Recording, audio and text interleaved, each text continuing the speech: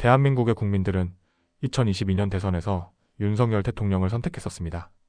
그러나 지난 2년 넘게 그의 국정 운영을 지켜보면서 이 선택이 대한민국 역사상 최악의 실수였다는 사실이 점점 분명해지고 있었습니다. 1. 잘못된 인식으로 국정을 운영하며 모든 문제를 남 탓으로 돌리다. 윤석열 대통령은 집권 초기부터 국정 운영의 방향을 잘못 설정했었습니다. 자신의 실책을 인정하기보다는 모든 문제를 문재인 정부와 야당 더불어민주당의 탓으로 돌리는 모습이 반복되었습니다.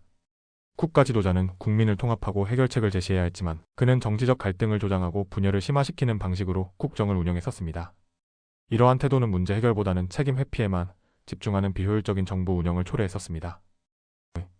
2024년 12월 3일 말도 안 되는 이유로 계엄을 선포하다.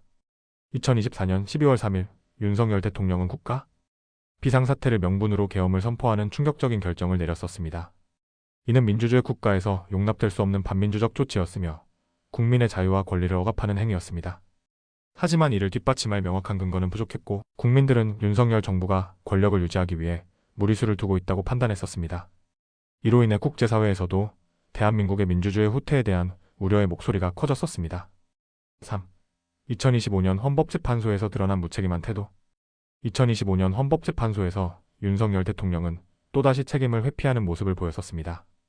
계엄 선포와 관련하여 처음에는 법적, 정치적 책임을 회피하지 않겠다고 공언했었지만 시간이 지나면서 온갖 핑계를 대며 책임을 지지 않는 모습을 보였습니다.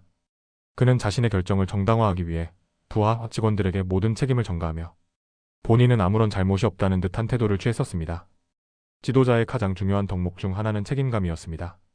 그러나 윤석열 대통령은 국가 지도자로서 책임을 지는 대신 졸렬한 변명과 회피로 일관하며 국민들에게 실망만을 안겨주었었습니다. 4.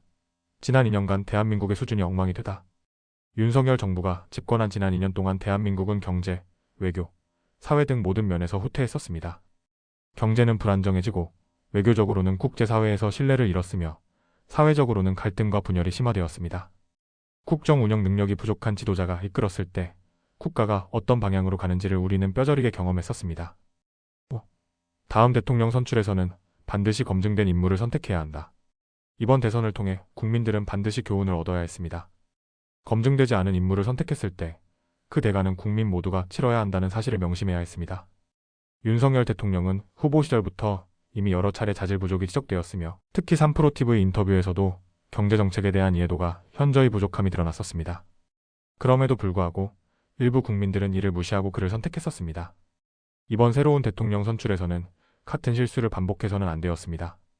국정 운영 경험이 없고 문제 해결 능력이 부족하며 책임감 없는 인물을 다시 한번 대통령으로 뽑는다면 대한민국의 미래는 더욱 암울해질 것이었습니다. 국민들은 반드시 후보자의 능력과 자질을 철저히 검증하고 국가를 안정적으로 이끌어갈 수 있는 인물을 선택해야 했습니다.